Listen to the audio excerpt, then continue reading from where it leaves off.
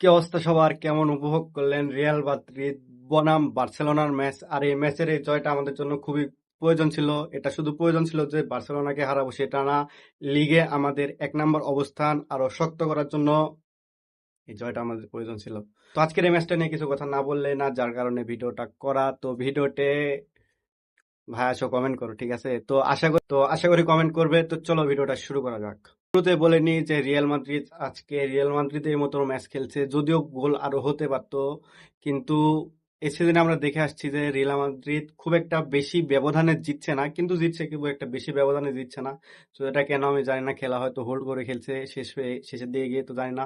El Clasico match একটা উত্তেজনা থাকবে, সেটা তো আছেই, সেটা তো দেখতেই পেলেন। তো এ হচ্ছে অবস্থা। ভিনি অসাধারণ, বেলিংহাম তো মিডফিল্ড নিয়ন্ত্রণ করছে। এল ক্লাসিকো আসবে আর এমবাপ্পে গোল করবে না, সেটা তো হতেই পারে না। তো সেটার পুনরায় আজকে আবার এমবাপ্পে গোল করলো। তো আমাদের পয়েন্ট এখন 27, লিগে আমাদের 1 নম্বর অবস্থানটা একটু শক্ত হলো, মানে একটু পয়েন্টের দিক থেকে আগে গেলাম। তো ভাল লাগছে সবকিছু মিলিয়ে।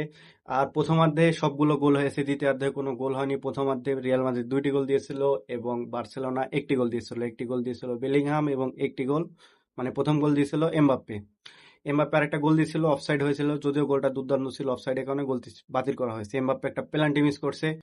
বার্সেলোনার সুযোগ ছিল সমতায় নিয়ে আসা খেলাটা, মানে গোল করে খেলাটা সমতায় নিয়ে আসা, কিন্তু পারেনি। তো রিয়াল মাদ্রিদের ঘরের মাঠে খেলা, সেই সুযোগটা তারা কাজে লাগিয়ে জয়টা ছিনিয়ে নিয়ে আসতে পেরেছে।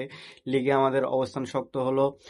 তো সবকিছু মিলিয়ে ম্যাচটা আজকে ভালোই লাগলো। আপনাদের কাছে কেমন লেগেছে সেটা আপনারা কমেন্ট করে জানিয়ে দেবেন। কিন্তু লাস্টের দিকে এসে এমবাপ্পে, বেলিংহাম, ভিনিকে যখন উঠায় নিচ্ছিল, ভালভার্দের দিকে উঠায় নিচ্ছিল, তখন একটু ভয় লাগছিল, কারণ শেষের মিনিটের দিকে কথা বলা যায় না কি হতে পারে। তো রিয়াল মাদ্রিদ যেহেতু কামব্যাকের রাজা, তো রিয়াল মাদ্রিদের সাথে কামব্যাক বার্সেলোনা দিতে পারলো না, এটা খুব কঠিন, ঠিক আছে? বার্সেলোনা ফ্যানদের উদ্দেশ্যে আমার একটা কথা, যে স্কোয়াডে ইনজুরি থাকলে কেমন হয় বা বড় ম্যাচগুলোতে জয় পাওয়া কতটা কঠিন হয়ে যায়, সেটা হয়তো তোমরা বা আপনারা বুঝতে পারলেন। আশা করি এরপরে রিয়াল মাদ্রিদের কোনো প্লেয়ার ইনজুরি পড়লে সেটা নিয়ে কোনো ট্রল করবেন না, ঠিক আছে? এই আশাটা আপনাদের কাছে রাখলাম। বার্সেলোনা সবকিছু নিয়ে ভালোই ফেলেছে, কিন্তু তাদের প্লেয়ার লেভানডস্কি, রাফিনহা, এদের ছাড়া লামিন ইয়ামাল অতটা সুযোগ করে তুলতে পারেনি, অতটা সুবিধা করে তুলতে পারেনি, যেটা আপনারা ম্যাচে দেখতেই পেলেন।